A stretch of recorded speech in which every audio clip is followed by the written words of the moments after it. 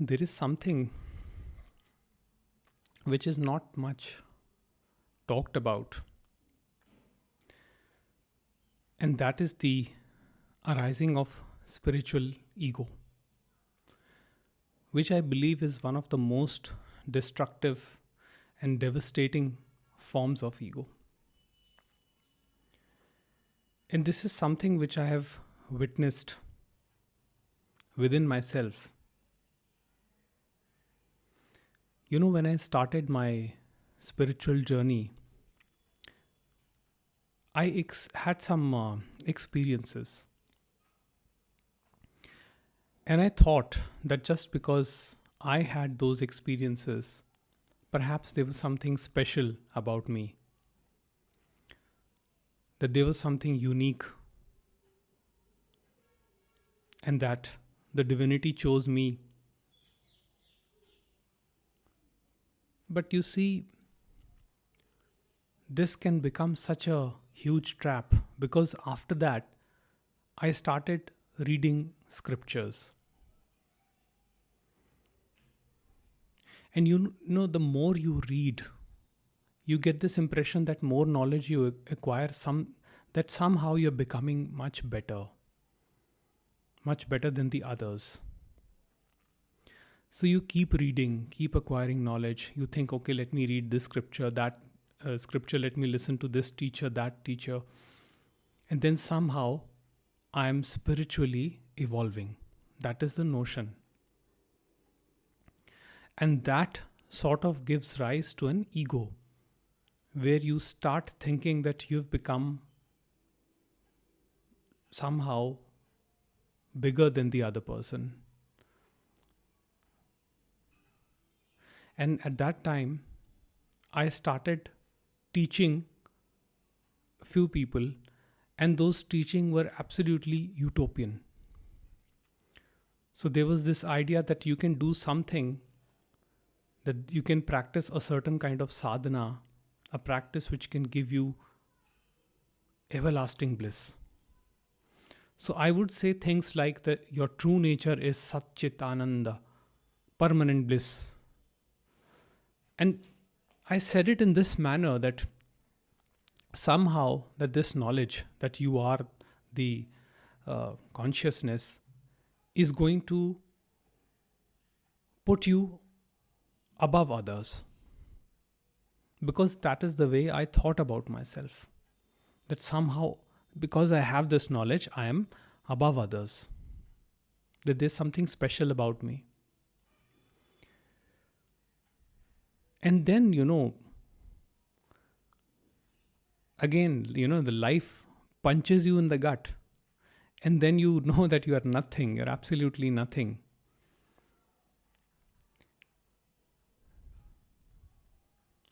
This, that is why I don't read scriptures. Now, I'm not saying that scriptures are all bad or anything like that, but it's like there is too much information given in the scriptures, and some of it is extremely confusing. If you keep reading over and over again, you can induce a sort of hypnosis, where you start believing yourself, you start imagining yourself to be special. You think that you've become some intermediary that has direct connection with God. And associating yourself in connection with God, you start preaching and telling people how they should live their lives, what they should do, what they should not do.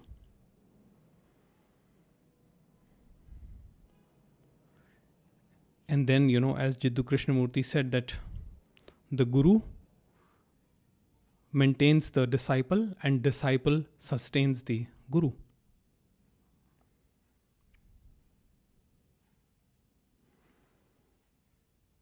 The moment I saw through and through it of what I was becoming, it became apparent that I was deluding myself.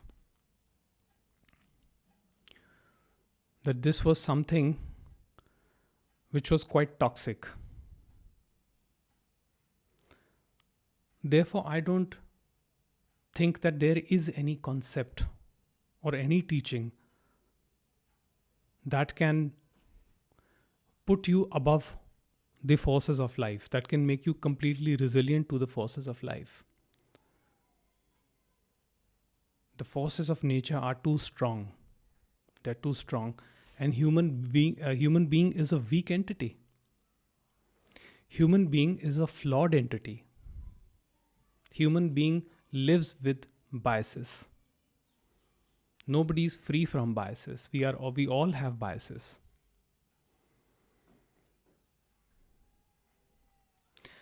And somehow the acceptance of oneself, the way one is, brings a certain amount of relief. Now, it doesn't avoid the pain in the moment, but it does eliminate suffering to quite some extent. But still, there can be some cases where you may have certain situations where the life just completely overturns everything. You may get into a fight with someone, and you may end up having deep hatred and resentment for them because of what happened. But the thing is, that story, that event does not become your story. So you accept whatever happens in the moment, but nothing becomes your story, and nothing propagates as suffering in horizontal time.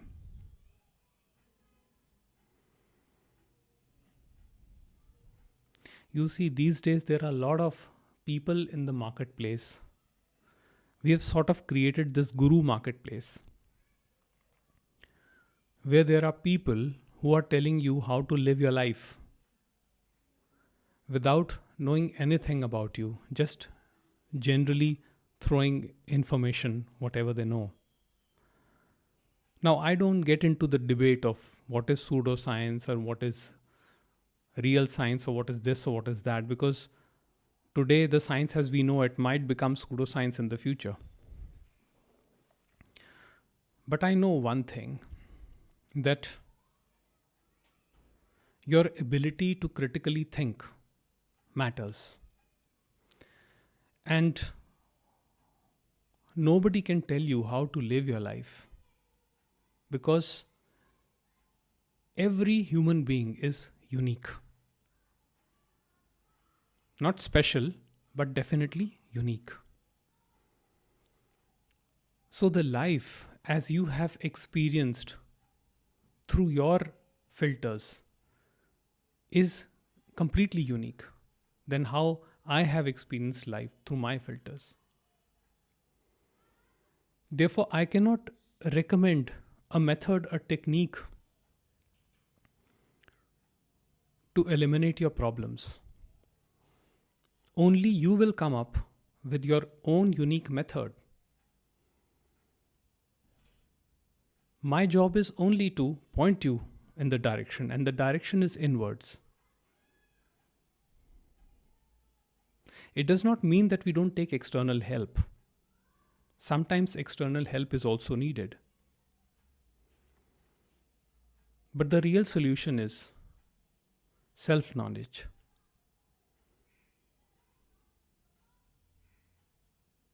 But if you think that by knowing about this non-duality, or any teaching for that matter, that somehow you can become completely resilient to the forces of life, and that you can handle everything, then that can be a deception. Because human beings are weak.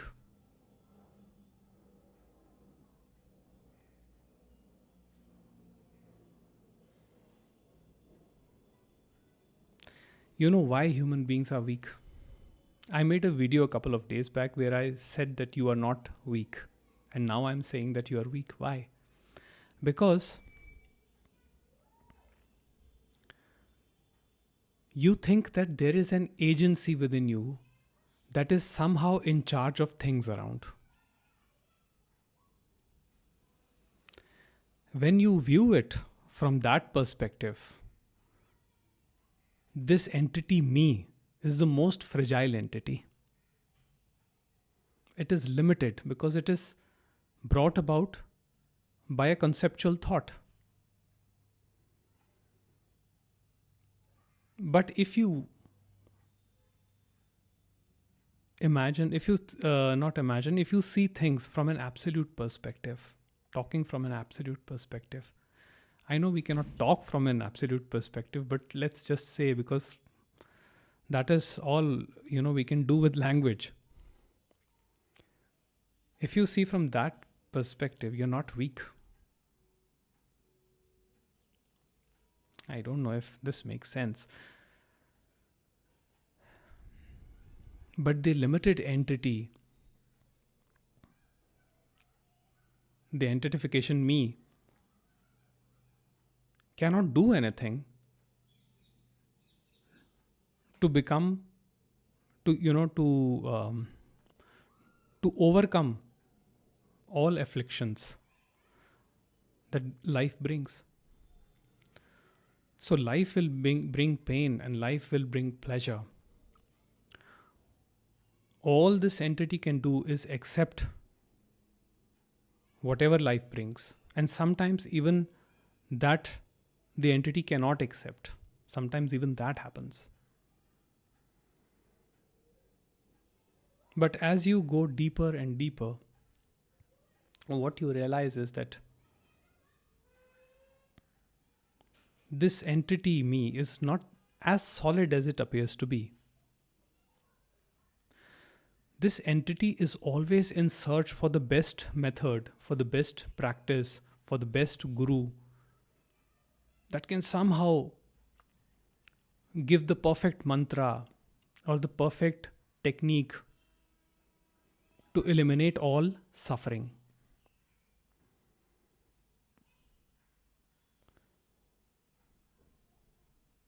And that is where the trap of spiritual ego comes in. That after spending some time with the guru, after getting little bit of knowledge from here and there, we feel that somehow we have got that perfect method, perfect recipe. And then we start teaching others, thinking that now we have got it.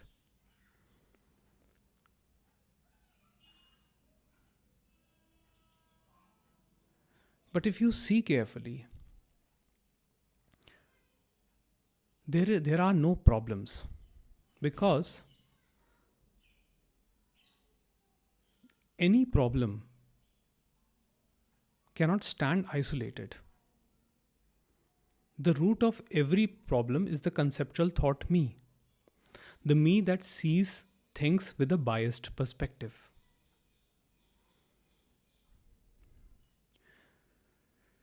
And of course, as I said, that there is a spiritual marketplace out there where people are spending lots of money. There are expensive retreats. There's so much business going on in the name of spirituality. While spirituality simply means turning inwards, the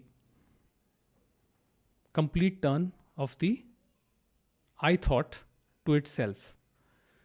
That is all there is to spirituality. Of course, it is just my concept. I'm not saying that is the reality. But you have to see from your experience what it is. Therefore, blindly following any teaching or any scripture without personal experience can become a great hindrance to the real insight or real awakening. And if you see carefully, there are some people who talk a lot. I mean, there are gurus that have hours of lectures on YouTube, but then their actions don't match their words. Sometimes it is not clear as to what they are saying, and it is very easy to throw these idealistic views on other people. Like, for example, if I say that it is a great virtue to become desireless, but I very well know that the entity that is listening to this itself is a desire. It is very easy to say that ego is the root of all problems, therefore kill the ego. But then the question is, who is saying that? Isn't it the ego that thinks about killing the ego?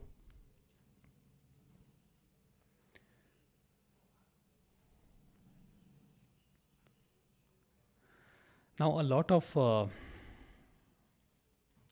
such idealistic talks are there. They are there in the scriptures. You hear them from gurus. And gurus, a lot of marketing is being done by their teams.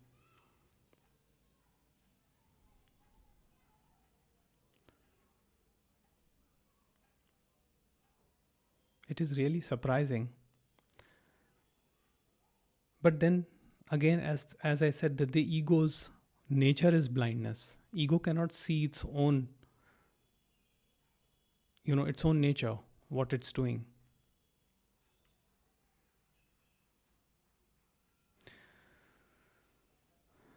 Now, as far as I am concerned, I don't consider myself to be a teacher or guru or any sort of authority on the subject. I simply come here, I share my views, I share my concepts, and I give you the freedom to choose. You can listen to the concept and then you can decide whether that concept matches your life's experience or not. If it matches your life experience, by all means, take it. Otherwise, just throw it in the trash. My concept does not have to be your reality. Your reality, your truth will only come from within you.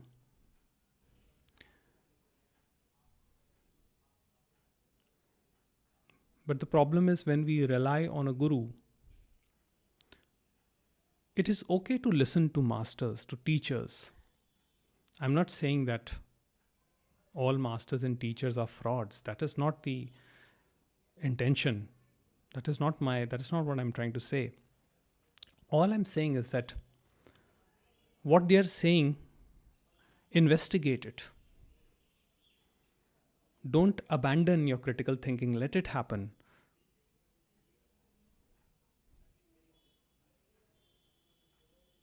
Let all self-reflection happen.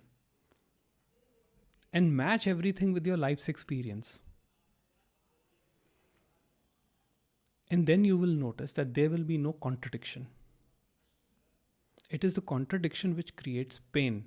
It is the dissonance which creates pain. Because when you study something which is very idealistic, which is very utopian, and then you see that something else is happening on the other side,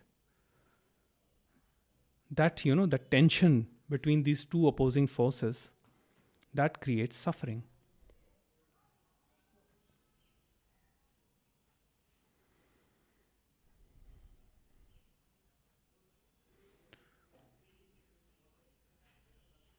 So don't believe anything blindly. Even Buddha said that. And I believe that I'm not saying that scriptures are bad or what these teachers talk about, these gurus talk about is entirely bad. No, it's not like that. But it's just that if you just believe someone without investigating, you will remain in the contradiction. You will remain confused. And sometimes, for some unscrupulous elements, it is in their advantage to keep you confused.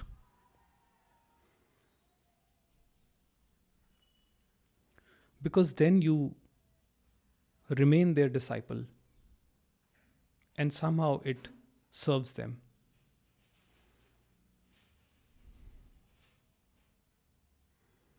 I remember when I was reading all these scriptures, these teachings, my initial impulse was that now I'm someone more, someone greater, and that I have this knowledge. And now, with this knowledge, I can change people. But I did not even once bother to see what is happening within me, that what qualifies me to change the world. Because I was ridden with contradictions. I have witnessed the rise of spiritual ego within me.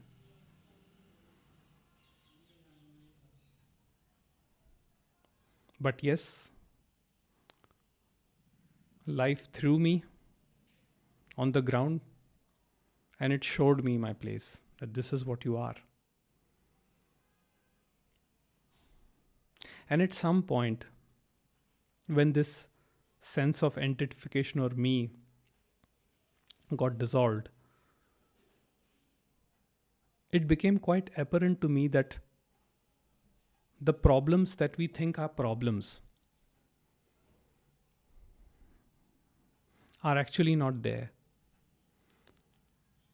Because all problems are an extension of this identification, this sense of personal identification.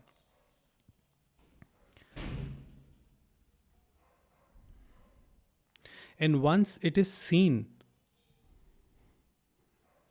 once this sense of personal identification is seen for what it is, there is no need, one has to put no effort to dissolve it. It just gets dropped on its own.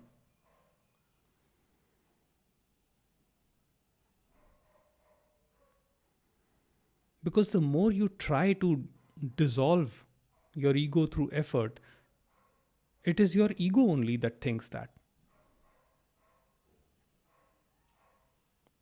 So we are always on this quest that we should do something. We should do something to attain enlightenment or self-realization of some kind. And then we will sit in permanent bliss without any worries, without any troubles. And that is a very appealing prospect. Because enlightenment is the fantasy of people all over the world. But the question is that can a human being be completely enlightened? What exactly is enlightenment?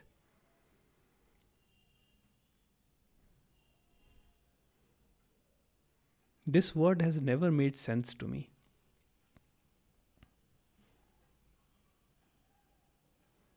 I think of enlightenment as a fantasy. The human entity has always been flawed and it will remain flawed. Even with little understanding I have, I'm still a flawed entity. I still make mistakes.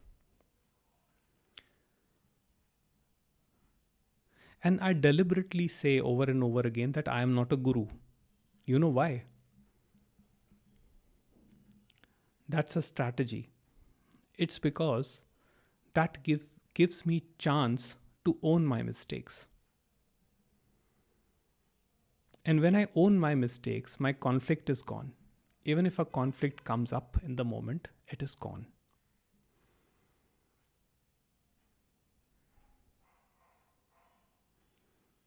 For example, if I react sometimes, which I do, then if I think that I'm a guru, and if I've built all those notions about myself, that I am so and so, that I am infallible, then it will be very difficult for me to see what's going on. But without those notions, without that layer of conditioning, I can witness what's happening. And in that moment, I can see that perhaps I reacted. And the thing is that even when I react, maybe if I end up hurting someone, I can still apologize to them. I can tell them that, okay, I made a mistake. I'm sorry. I will not repeat it again.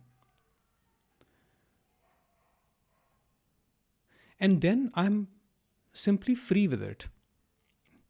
There is no dialogue in my mind which says that I should not have done that. Why did I do that? Why did I react? Why did I show anger, this and that? Because I understand that it is human conditioning to be that way. The forces of nature are too strong. Sometimes we cannot help but react. Sometimes a reaction is warranted. There are situations when some reaction is required. If somebody attacks you out of the blue, you will react, won't you? That is human nature. And in that moment, it will be uncomfortable. Even that is accepted. So if I think that I am a guru, that is completely resilient to everything, even things that happen in the moment, and then I react, then I create such a toxic state for myself later on when I think about it. Then I'll say, oh, I'm a guru. How did I react? Why did I do that? I should not have done that. So you see, I'm free from all those. So it gives me the liberty to make mistakes and own my mistakes. And we all make mistakes. But you see, the word mistake is not taken too seriously because it is understood. There is an understanding behind that there is no individual that is making a mistake. Things are simply happening. Things are being labeled as right and wrong or mistakes. And accordingly, consequences are also happening. But they are not happening to any individual. This understanding liberates. It is complete freedom. Therefore, this whole question about how I should or should not be, this completely dissolves. There is no contradiction, in my case, about being material or spiritual. Because I don't see the two as separate. When I require money for certain things, I work. I simply ask for money. I sell products on my website. I sell books.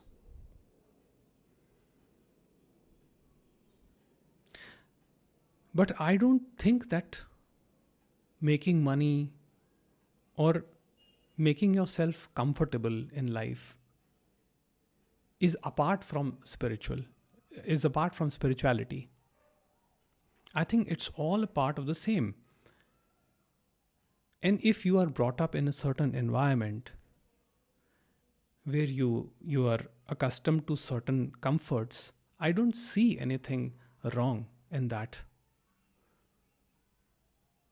But the spiritual ego may tell you that no, you don't deserve this comforts, that you are lacking something. The spiritual ego may tell you that you should aspire for something which is beyond. It can just create a fanciful object in front of you. And then your spiritual ego will also tell you to go into the forest and meditate in the caves and leave your family, leave your friends, change your environment, this and that. And of course, some people do that. But you see, living alone in the caves and meditating there, what will it teach you? Yes, you may experience silence for some time, but then there will be other concerns of health, safety. Jungle is not an easy place to live in. Mountain life is hard, it is tough.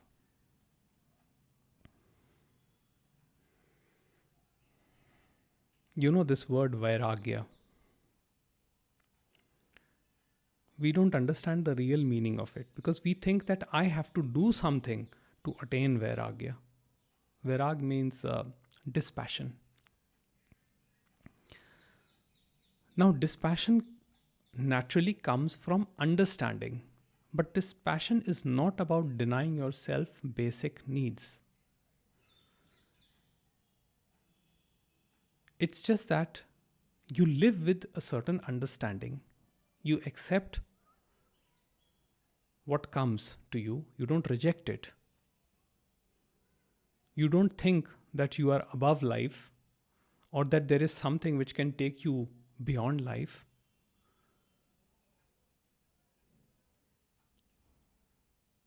You simply accept life the way it is. And that is what dispassion means. It comes from an understanding, from acceptance, not from the ego's wishful thinking of becoming, desireless. It happens to people that when you listen to spiritual discourses, somehow you come to this conclusion that I must give away all my possessions because these are binding me, they're creating problems. And then you move to the mountains or a monastery, there you sit and you start meditating. But then your mind is actually following the same pattern. Your mind starts thinking about God. Now, earlier you were running after material pleasures. Now you're running after an idea of God, an image of God. That is simply your mind's creation. You still think that you will achieve something by attaining God.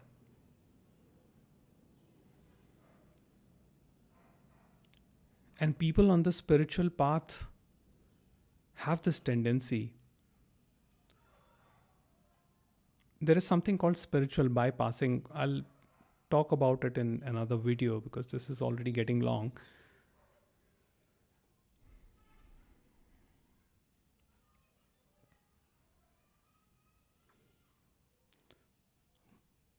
So all in all, what I'm trying to say is that once you accept yourself the way you are,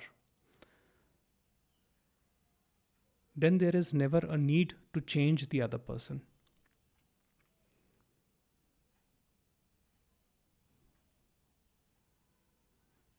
Because the transformation automatically happens. Because you become the change that you desire in others.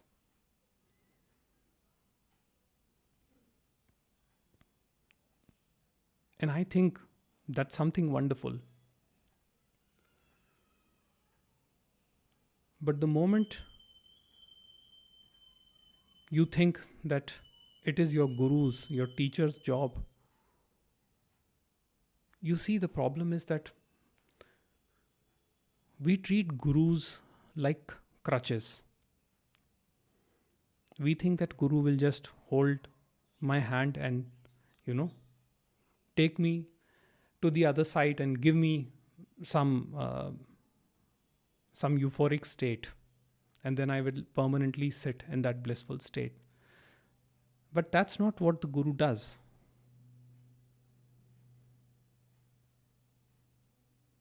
The guru simply points you in the direction. It simply says that you have to turn inwards. And I'm using the word guru. I think guru is not an accurate word. I will just say that it is a pointer. nobody has the power to show you the truth. The truth has to come from your personal experience, and which stands the test of time.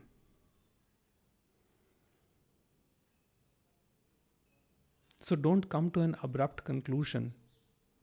Investigate and reflect on everything, and then see what happens. The moment you come to abrupt conclusions, you will be disappointed.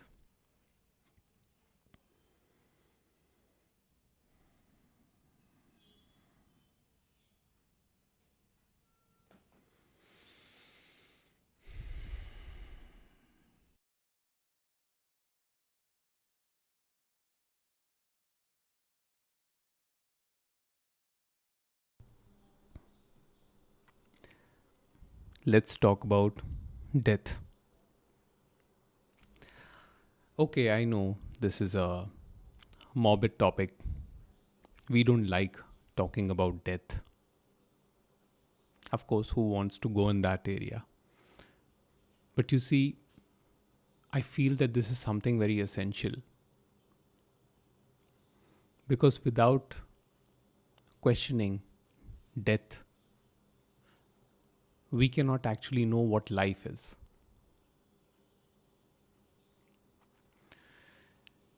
And let me begin with a quote from Sri Ramana Maharshi on death.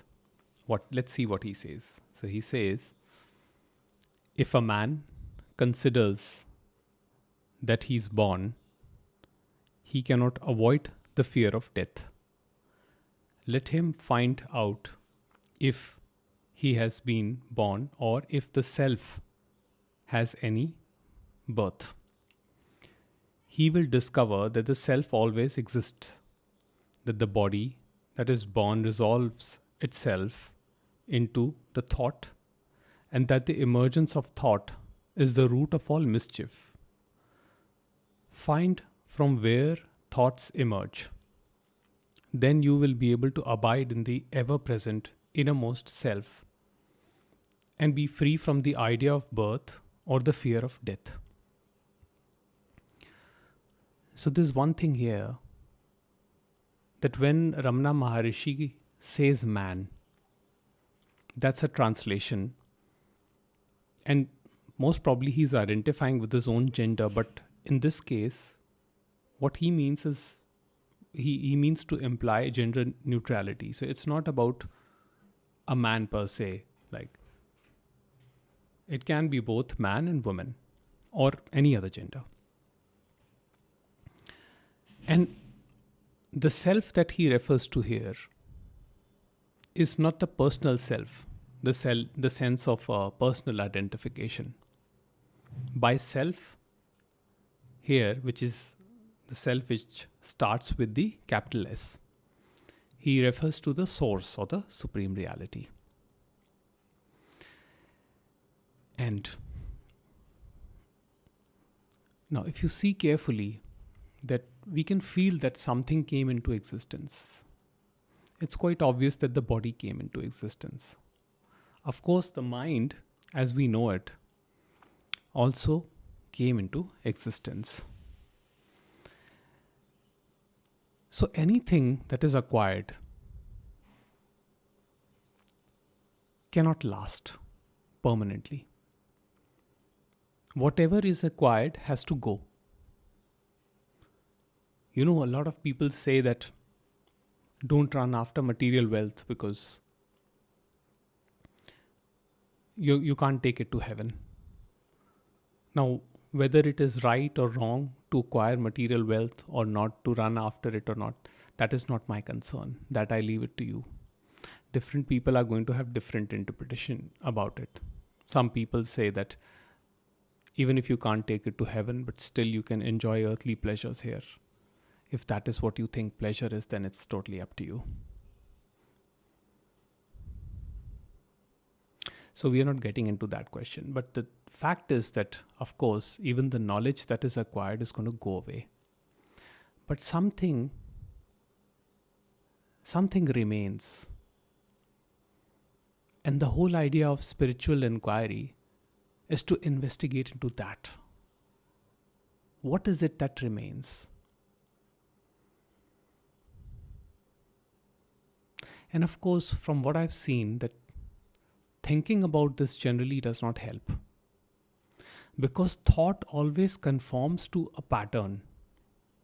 It usually ends up, concluding what it already aligns with, the belief that it already aligns with.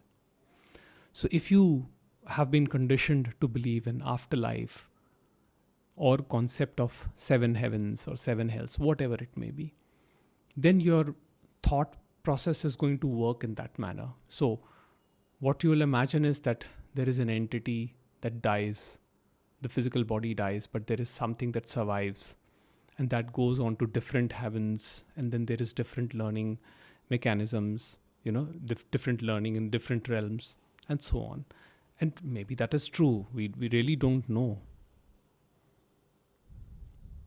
But for the sake of simplicity, and based on personal experience, let's say that everything that is acquired dies. But what is that which is not acquired?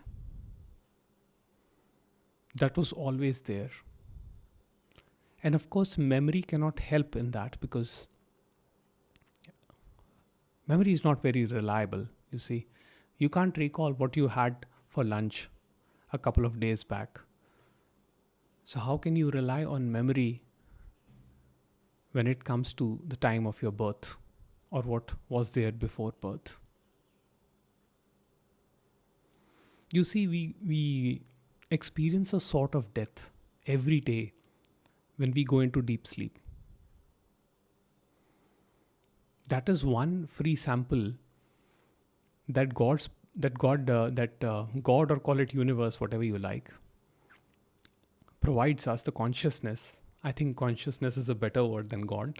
So the consciousness provides us that experience of maybe 1.5 hours of deep sleep, where there's completely blank, complete emptiness. There's no you, there are no worries, there's nothing at all. Complete peace, complete silence. There's no experience of even time flowing in that. The Mandukya Upanishad calls it Sushupti, the state of deep sleep. And it is very true that if we don't get that deep sleep, that small period of deep rest, then we don't function very well in our waking state. So that is that comes after the REM sleep, which is the dream sleep. So all these are very important. The REM sleep is also important, and deep sleep is also very important. Because if you don't get REM sleep, then your mind starts projecting dreams in the waking state. There is some sort of scientific analysis also about this. I'm not very knowledgeable about that, but you can look it up on the internet. So the idea is that all that integrated and formed this structure will eventually disintegrate and dissolve. And while our whole life effort is to preserve this entity. Now, see, preservation of body, keeping good health, I'm not talking about that. That is perfectly okay. But there is this entity that obsessively worries about the physical health, the psychological health, that obsessively says that I don't want to experience any kind of illness, I don't want to undergo any kind of disease, any kind of death, any kind of decay, or I don't want to die. This entity may not openly say that I don't want to die, but every fear stems from that fear of death. That is our primal fear. So whatever this entity or ego, the I thought, does, it does those things from that perspective, that it wants itself to survive. But the problem is, the paradox is that there is no such thing as the ego. The I thought itself is an illusion, and that is what Ramana Maharishi says here. That once you look deep and remain with this I thought, what you realize is that it does not have solidity. So, when it doesn't flow outwards, what happens is that it turns inward.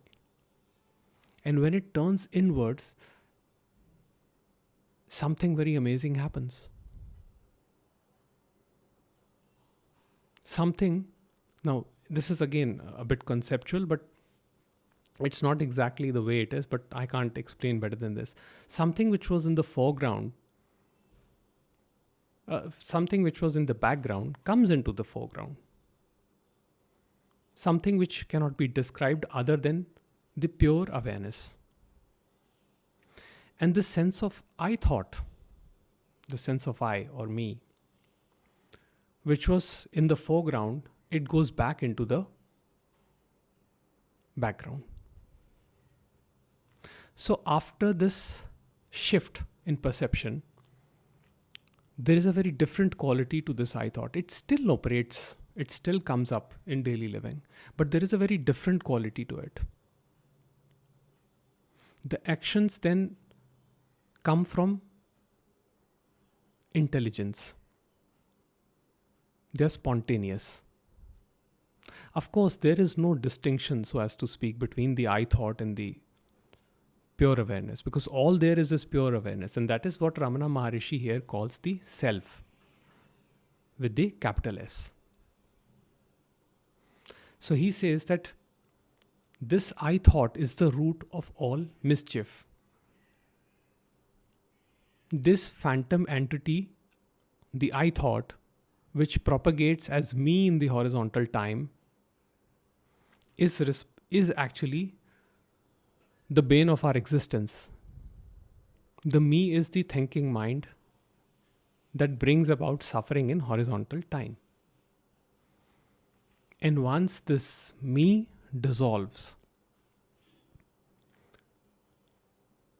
that is what is implied by death here. The dissolution of me, the restoration of this I thought or me into its very basic form, where it remains only concerned with day-to-day functioning and not with what should or should be.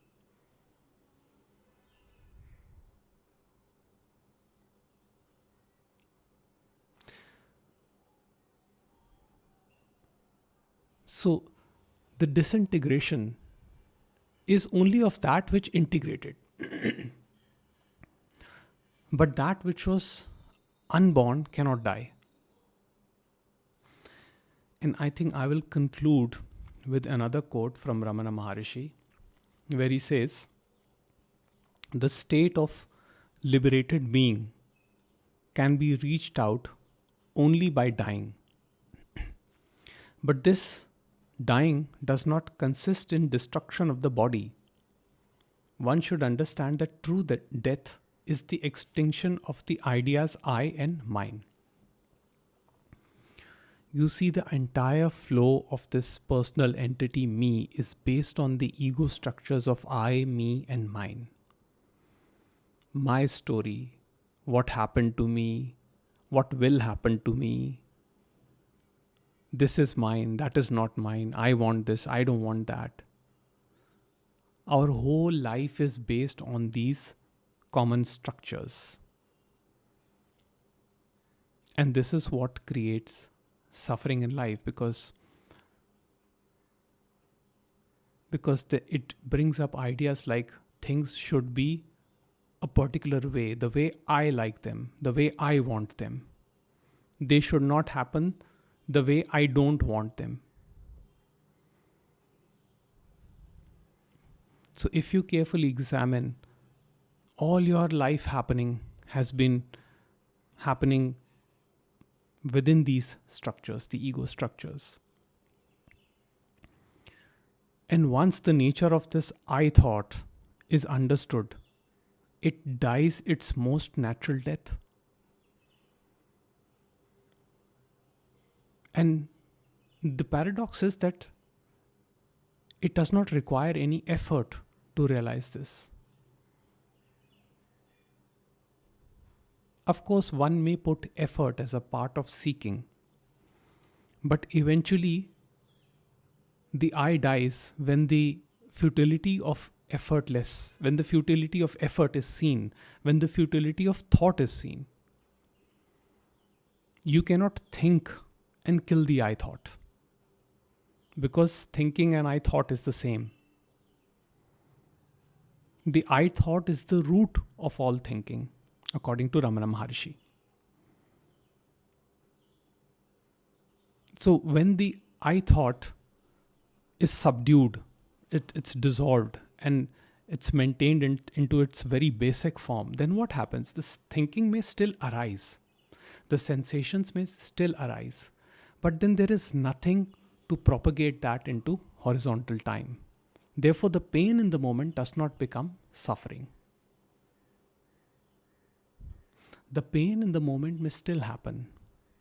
There is no force, no power on earth that can provide relief from pain in the moment. The pain in the moment has to happen. But yes, suffering, in some cases, sometimes it may happen for some time. But when this understanding is there, when the unreality of the I thought is seen, in other words, when the death has already happened, then there is nothing to carry forward this. Because all those structures of I, me, mine, my story, this, that, it's all broken. Those structures are all dissolved with the I thought. They cannot sustain with that. So that is what is implied by death here. Death is awakening of something new. And even physical death. Why most people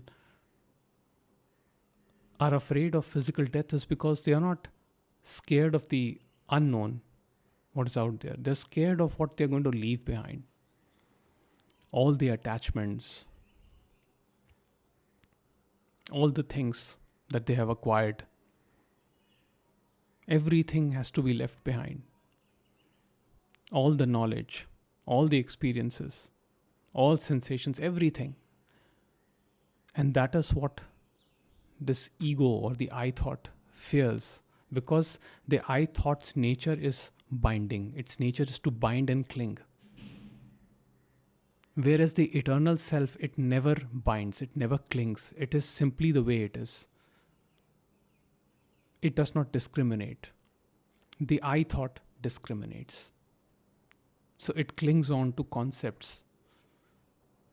And it gives formation to this entity called me. I am so and so. I have studied this philosophy. I believe in these ideas. This is my nationality. This is my religion. This is my occupation. This is my worth. All the idea about growth, accomplishment, they are all propagated by this sense of personal identification or the I thought. And it is also true that the I thought sees the concept of death as a very morbid subject. It is always scared of dying. And yet it has the fantasy of attaining liberation. So it keeps pursuing the direction of liberation. It wants to do a lot of meditation, a lot of spiritual practices to attain liberation, to attain enlightenment. But what it fails to recognize is that enlightenment is its own demise.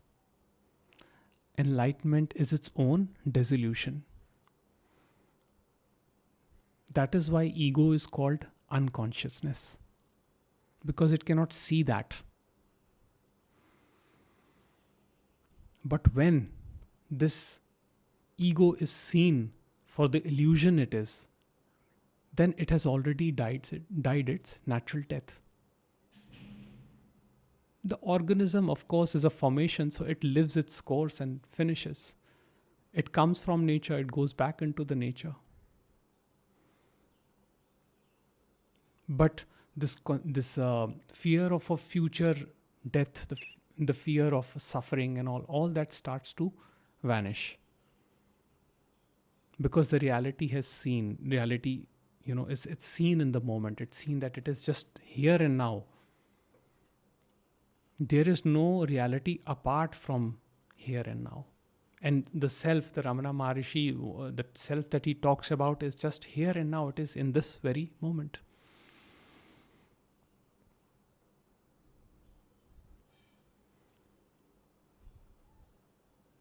And I remember listening to Osho once where someone asked him about the fear of death. Someone asked that I really fear death. And he said that if you fear death, do one thing. Go to the burial grounds and spend time there. And I believe Osho also used to do that. When you see dead people, when you see the body,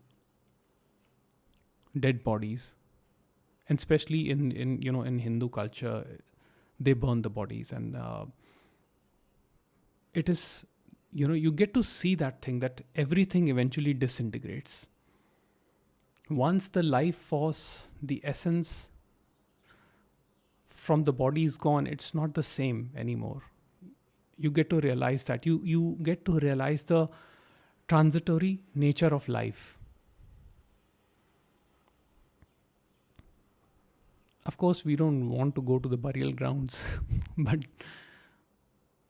that is true. I have been to many burial grounds. I've seen the bodies being burnt. I have held the ashes in my hands. I have held the bones also in my hands. So what I see is that it was all an accumulation. And every accumulation has to disintegrate and dissolve. That is the law of nature.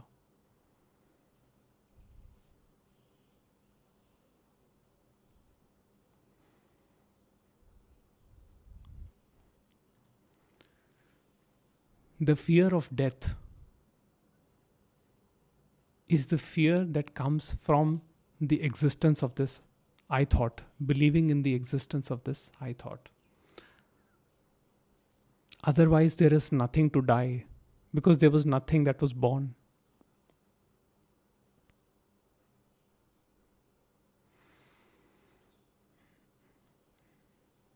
I think we'll finish with this.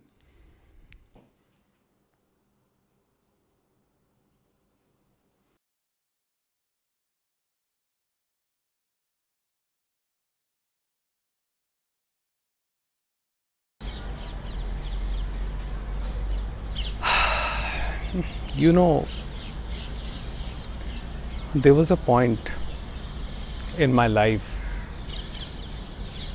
when I was extremely cynical, and I thought that there is no goodness left in this world, that everything is meaningless, which ends up in a nihilistic void. But as life unfolded, it showed me so many colors, so many variations, so many shades,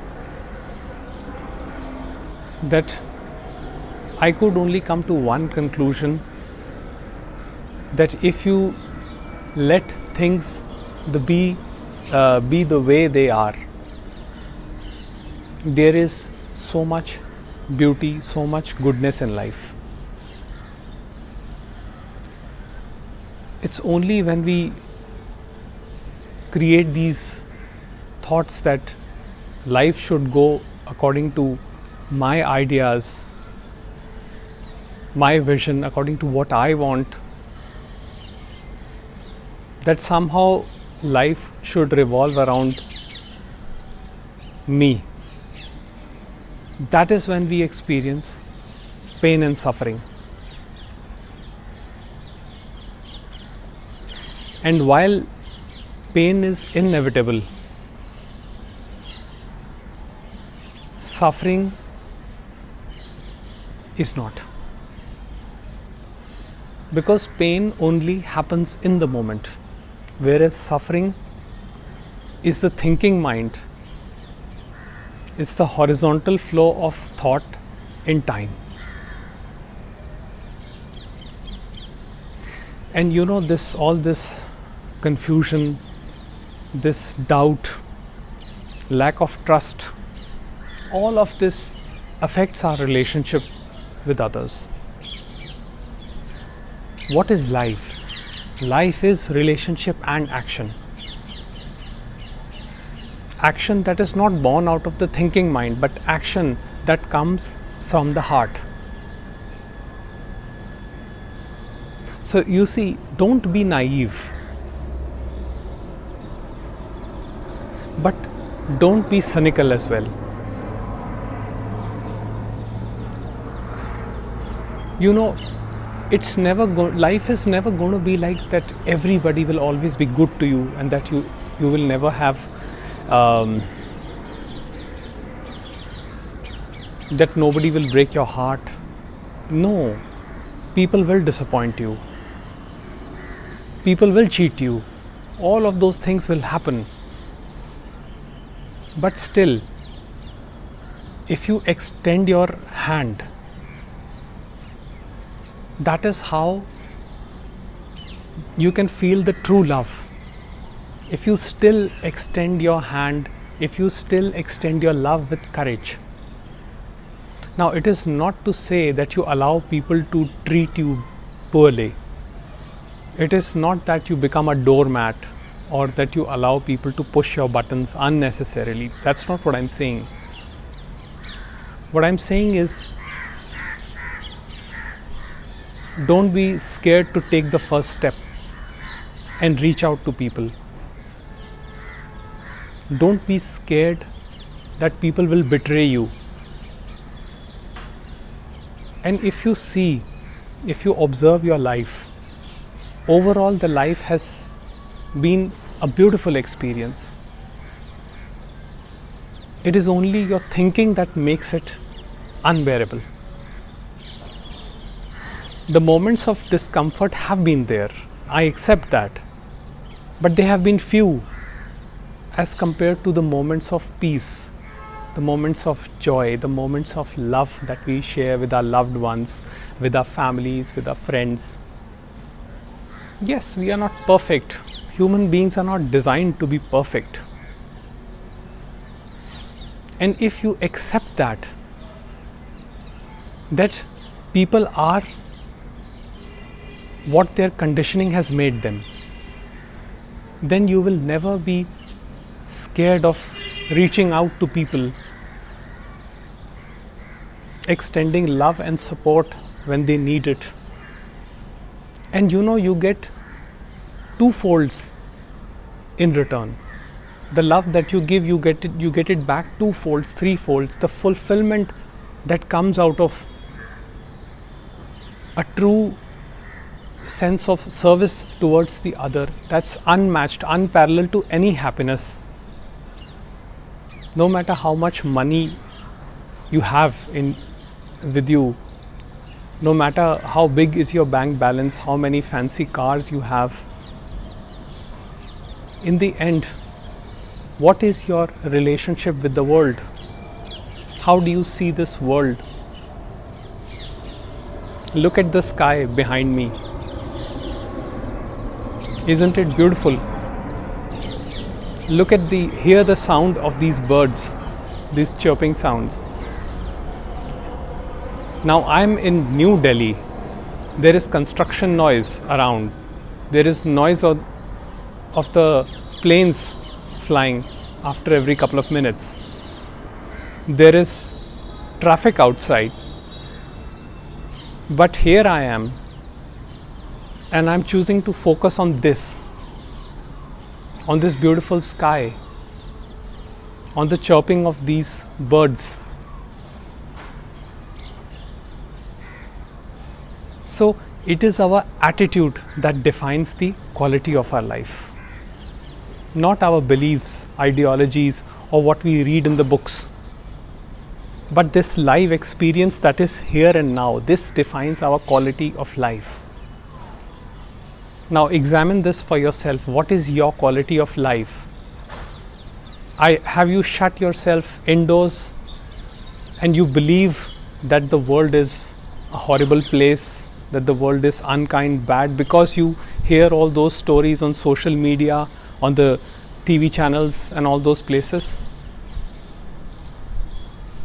You see, social media is like a giant rabbit hole, and it has algorithms that are biased, just like human beings. So they will keep showing you what you want to see. But if you come out of your shell of comfort, if you come out in the open,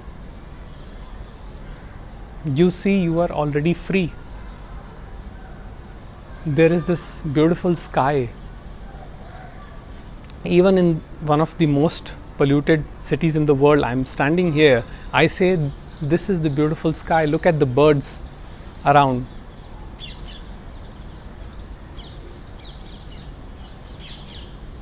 When we become extremely cynical,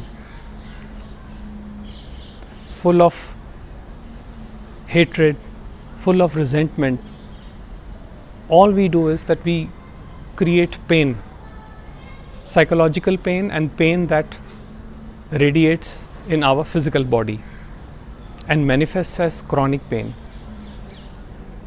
Now, there was a time when I used to sit indoors and watch videos one after the other, and thinking how bad this world is. There are wars, there is this, there is that, there is left group, there is right group, there is center group. There are spiritual people who are so hypocritical. There are philosophers who unnecessarily intellectualize. Just stay away from all that noise. You don't have to listen to anyone. Don't even listen to me. Wherever you are, you have a sky under you. That itself is the grace. You have this experience of aliveness, this vitality within you. Experience it, feel it completely. And a majority of us have nature around us. There are parks, there are places, go there. Look at the color of flowers. There is so much variety in this world. There are so many colors. Enjoy every color. Enjoy every moment. Get out of your shell. That bubble of confirmation bias that you've built around yourself. Get out of it and experience and see things. Don't get trapped in ideologies. Don't get trapped in intellectual ruminations. They're not of much value. The love is here in your heart. Listen to your heart and allow everything to flow from that place. Make things simple. A simplified life is a very good life. My father used to say that don't ever think that mediocre life is a bad life. The nature, this environment, everything is free. There is no charge for it. So take out time to be here in this moment and live.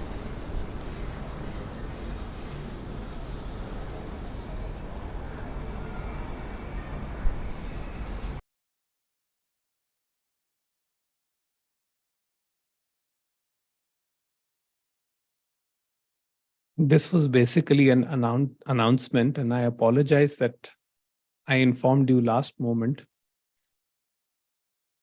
But we will be having such sessions as a regular feature from now onwards, every Sunday, 10 a.m. We will sit in silence, all of us, and you can always ask any questions.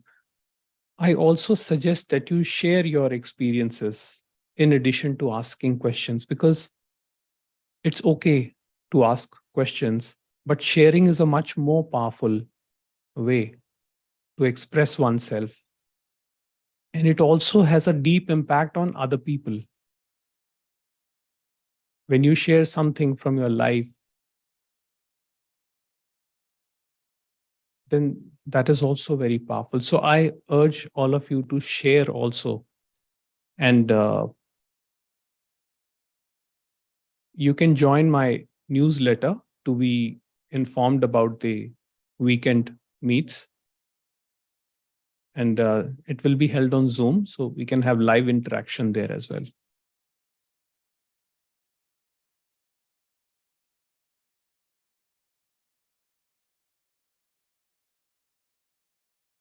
Hello. Wait, let me unmute you. Just hold on, hold on.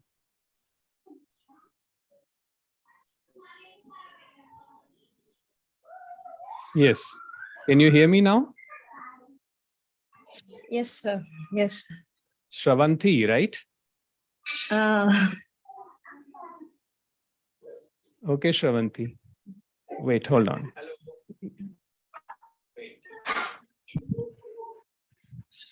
Just hold on.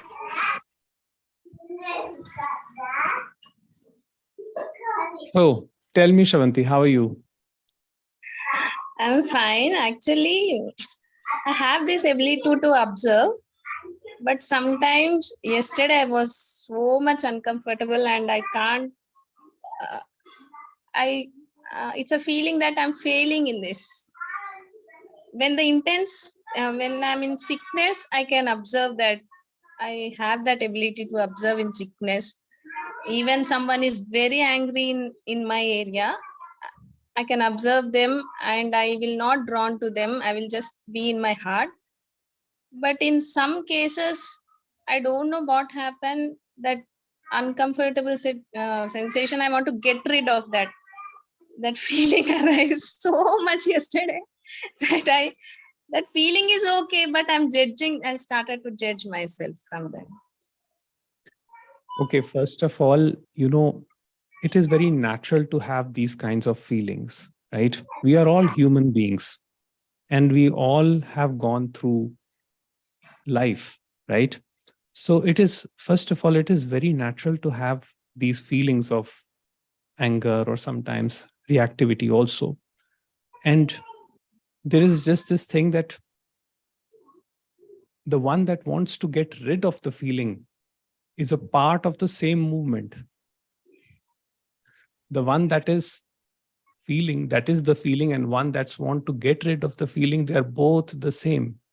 If you observe that, what you will notice is that slowly the feeling cannot sustain for long. While the intensity may hurt in the moment.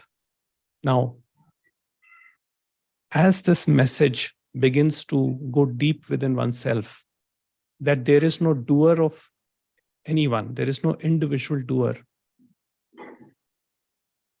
then you start accepting the circumstances the way they are.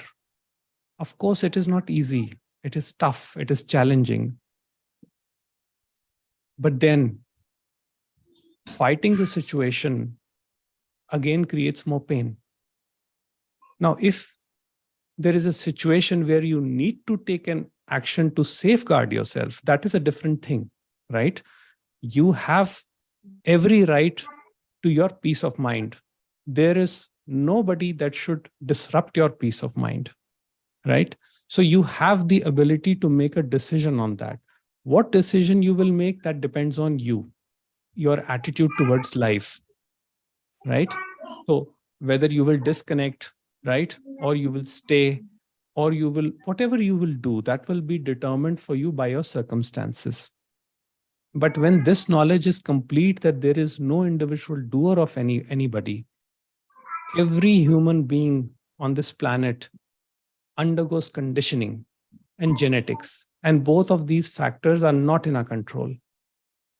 So the whole idea behind painful sensations is the act of controlling that we are trying to do, either consciously or subconsciously. Because somewhere down the line, we feel that this personal self will die if the sensation is not controlled. You see? But that increases the pain. So once there is complete surrender, right? There is complete acceptance of the situation, then the situation, again, the situations may be painful in the moment, but they will never become a part of your story. So the mind becomes silent. And we have all gone through all of this. And I have come across people like who have gone through such adversities in life, but yet they are so joyful, they're so blissful. So, a natural gratitude comes from the heart towards God that, okay, my circumstances may be tough, but still God has given me this experience of aliveness without which nothing would be possible, right? So keep that thought in your heart, because that thought will eventually lead you to your true nature, the single vertical thought that is, I am. And then there won't be any problem with the painful sensations of thinking, right? Okay. Is there any other thing you want to ask? Um, 3 years back, actually, I have this deep love in my heart for my guru. And 6 months, I experienced a completely different way. Nothing really bothered me. Neither other person's behavior or some, in whichever situation I am in, I have a solution somehow. I don't know how it came, but everything gone after that. And I don't know how can I regain that, or what should I do. I'm not understanding anything, but I'm still See, fine. my answer may not help you that much, but I'll just tell you one thing, that whatever came through to you, right? The love for Guru or whatever it came from the source. And if it was taken away, it was also taken away from the source only. So maybe it may be that you are to focus more on your current life circumstances right now. Maybe, right? You have to use your thinking to evaluate that, right? That your guru or nobody will be able to tell you. It happens sometimes, because I remember there was this girl who was speaking to me a couple of months back, and she was about to get married to a man she loved. But the problem with her was that this person was not spiritual and she was deep into spirituality. And that was causing a rift into her relationships. And her equation with her parents was also problematic. And then her job was also very demanding. So she asked me, what should I do? I'm torn, between my love, my work, my profession, my life is haywire. So I told her, just evaluate what is happening in your life right now. Sit quietly and evaluate what is happening in your life right now. Maybe some aspect of your life right now need attention, right? Maybe some material aspect, you know. So if you're a mother, maybe your child needs more attention to you right now than any spiritual teaching. Maybe if you have a parent, aging parent, maybe they require more attention. So you see, the whole message is that the teaching is not a separate activity. The message has to be can be, the message can be absorbed while performing your daily responsibilities. If you remember that you're not the doer, that things are happening, then you fulfill your responsibilities to the best of your capabilities and leave the outcome to the universe. When you completely surrender to this thought, then automatically the grace starts flowing. So I would say that, give attention to those aspects of your life right now that need attention, right? And don't worry about the love or grace. It will automatically flow. It will automatically come to you. If you're destined for it, nothing will stop you. Right? Okay.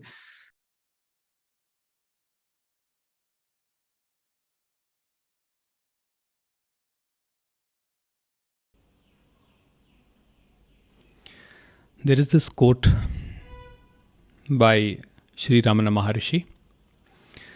He says, "Silence is bliss, silence is peace, and hence silence is the self. A realized one sends out waves of spiritual influence in his aura, which draw many people towards him." And Ramana Maharishi himself exuded this silence, this peace, stillness, which was extremely captivating. And therefore, he did not give prescriptions. What he told people was that just come and sit beside me in silence. And a lot of people experienced spontaneous awakening in that moment. When you are in a presence of a person where the truth has been glimpsed, you feel a sense of peace in that person's company. And very often it happens that in the presence of such a person, your own mind quiets down.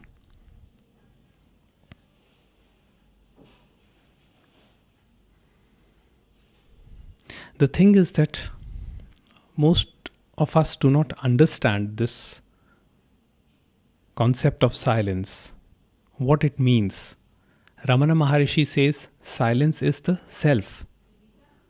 Self with the capital S, which is the pure consciousness, which is the stillness.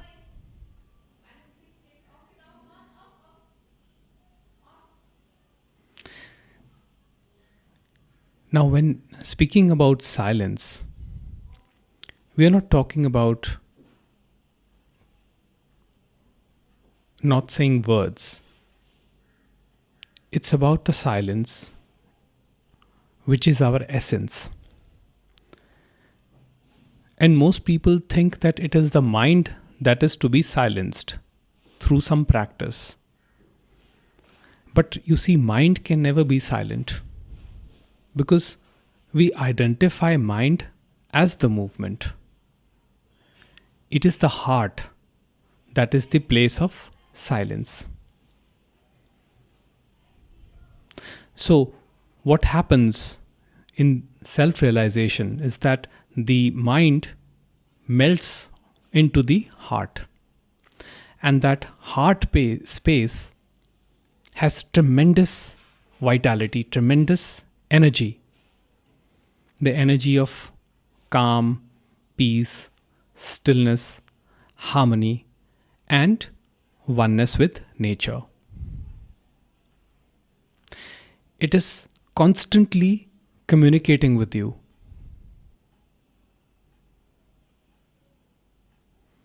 It is the pure consciousness that is reflected as the individual consciousness. It comes from the silence. Therefore, Ramana Maharishi says in another quote that silence is never-ending speech.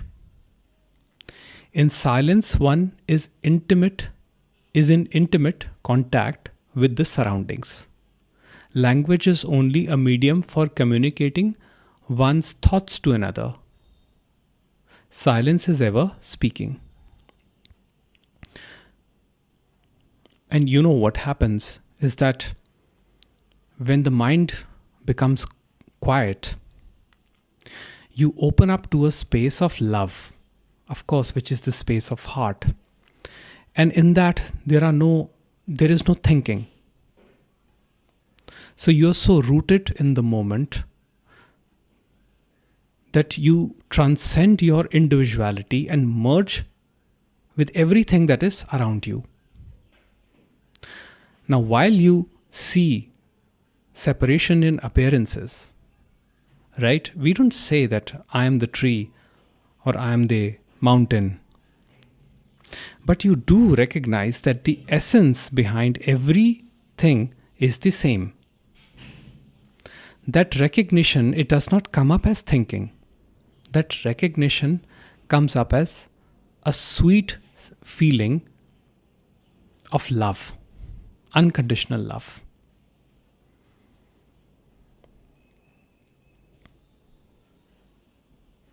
So when we are connected to our environment, that is the complete wholeness. Then we are totally attentive to what is, rather than ruminating or dwelling over what should or should not be. Our whole problem is that when we are identified with the mind, our concern is always of the future. I should do this, otherwise that will happen in the future. Or it goes back into the dead past. Oh, I should have done that. Why didn't I do this? If I would have done that, my life would have been different. So you see, we are carrying this load of memories, this thinking which we constantly reinforce in our minds. Same stories over and over again. And over time, this becomes so heavy that it starts manifesting as psychological disorders or chronic pain.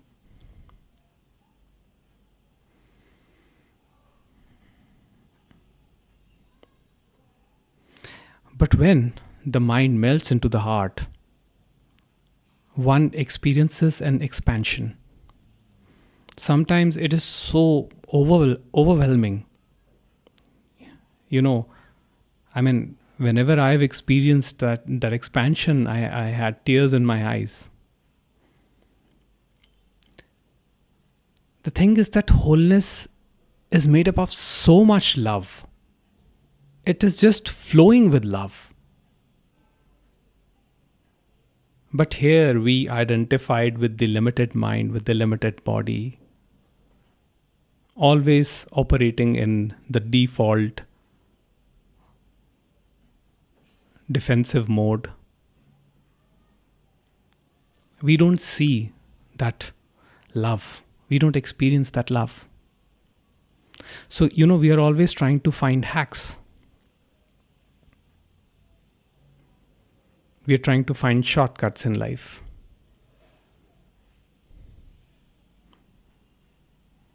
So when there is a pain within, we want to just get rid of the pain. And sometimes the very act of trying to get rid of the pain increases the pain. Notice this very carefully. It is the mind trying to find a solution to a problem that probably does not exist. Because mind identified with an event in the past, based on memory, springs up a thought.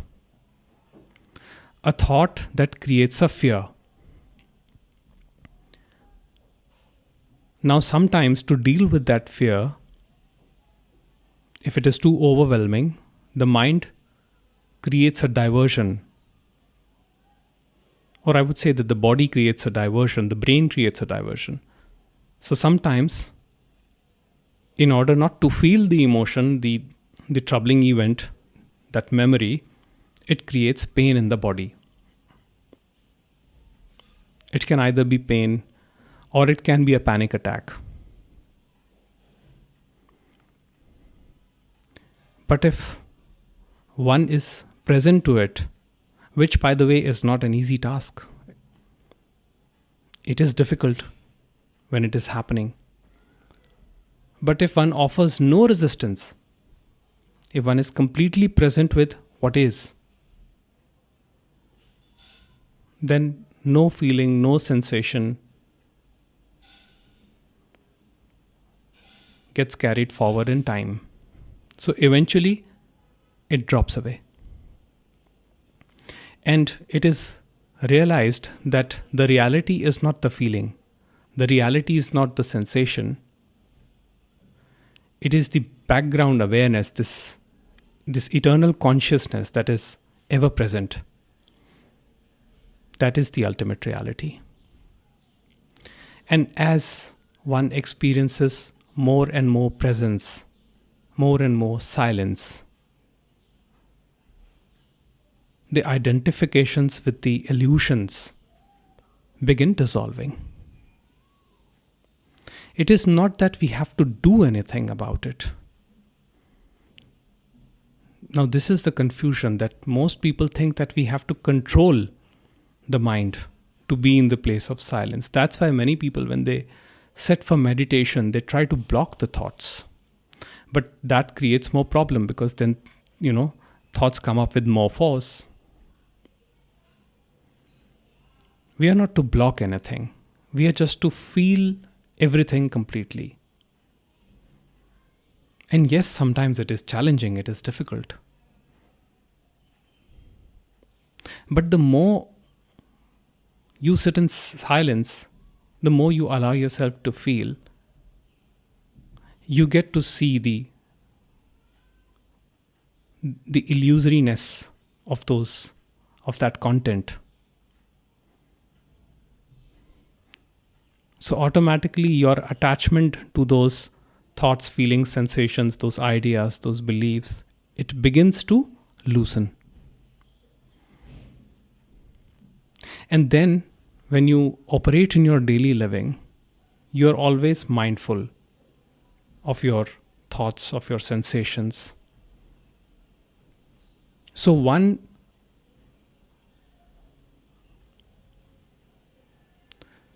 experiences a peace which is a very natural state. Nothing exciting or dull or anything. There is never a need to label that state. It is the state of silence. The content may still keep happening. It may still keep arising in your consciousness. But now you know that the consciousness is temporary, illusory, and consciousness is all there is. Therefore, you stop resisting and you open more and more to this place of presence. And it grows, it multiplies, it grows. It is already infinite. We just need to access that place of love. And nothing needs to be done other than allowing the presence to arise. You just have to be. That's why Ramana Maharishi said that your job is not to be this or that. Just be. In being, you will discover your true nature.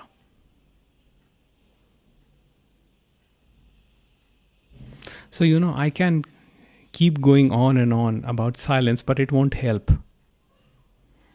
So take this time, sit quietly, just for a couple of minutes, and see how that space of love, of presence, of being, how it emerges. And when it is there, it has such a vibrant energy. It is bliss. And every other happiness, every other bliss, every other thought pales in comparison to that bliss. That is why the scriptures say that our true nature is Sat Chit Ananda, being, consciousness, bliss.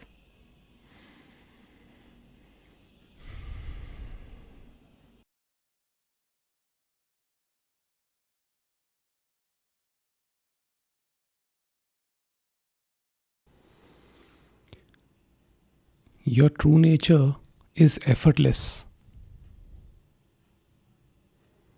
There is no effort in being. The effort only comes into awareness when there is thinking. Thinking in terms of judgment, analysis of what is being perceived. So, one does not have to do anything to be in their natural state. When you don't do anything, just be, then you are in your most natural state. The problem with most of us is that we are always in this fight and flight mode. And somehow we are at war with our own minds. We are trying to battle with each and every thought. And that resistance creates more pain. So, Nisargadatta Maharaj says that try to find the gap between two thoughts. That gap is the highest wisdom.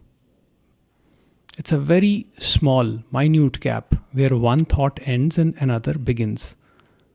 But if you catch hold of that place, that small gap, you will realize that it is the place of complete effortlessness.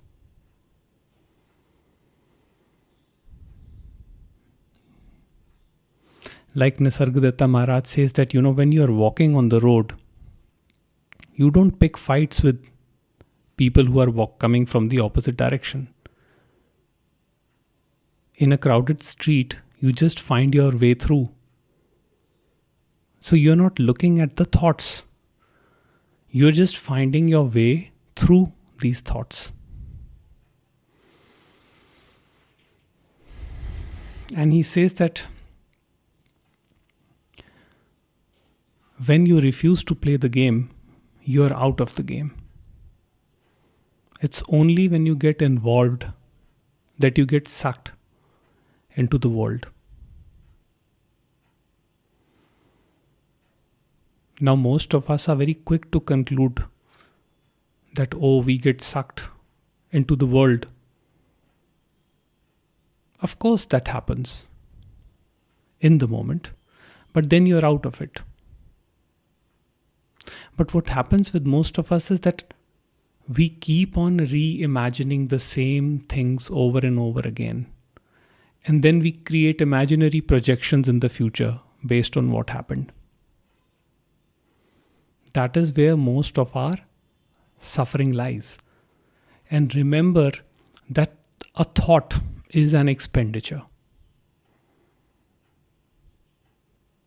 It is a drain on the body, on the mind. Because every thought form is energy. And flow of energy requires effort. But effortlessness is a very subtle form of energy. It is the pure potential. So that is the place of infinite wisdom. And it is right here, now, in this very moment. And you feel it as your presence, as your being. So when you learn to rest in that energy, you will notice that your mind will always be fresh, unentangled. There's a very different quality to mind that comes when that happens. So you become more engaged in your daily activities, because then the thinking mind is not there, because you're just finding your way through thoughts. You're not giving attention to any thought. You're not holding on to any particular thought. But most of us are fighting. We think, we have conditioned ourselves in that way. We think that fighting is the only solution. We see the entire world as a competition, as the survival of the fittest. Leave that concern to the nature. Let nature decide who is fit, who is unfit. Your true essence, your effortlessness, presence is free from all that. Why do you worry about that? Engage in the world, but don't get involved, and see the flow of creativity that happens. That creativity produces the amazing pieces of art. That is how the creative expression of the infinite energy unfolds. And it gives true satisfaction, true peace of mind.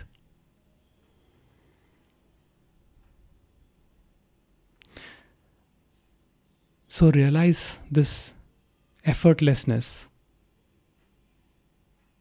as your true nature, because effort is an illusion.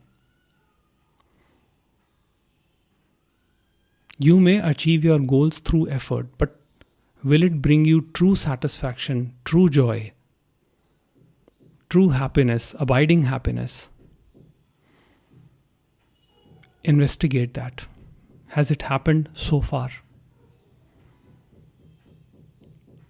If that was the only solution, every politician, every actor, every influential person, every celebrity would have been happy in the world. It is only the common man that fantasizes their lives and feels that they are missing something. But when you speak to a celebrity, they see how they are trapped within their own thinking, within their own shell of thoughts. So even a common man suffers the same as a celebrity suffers their thinking. So find your way through these thoughts. And when you're not in the game is over.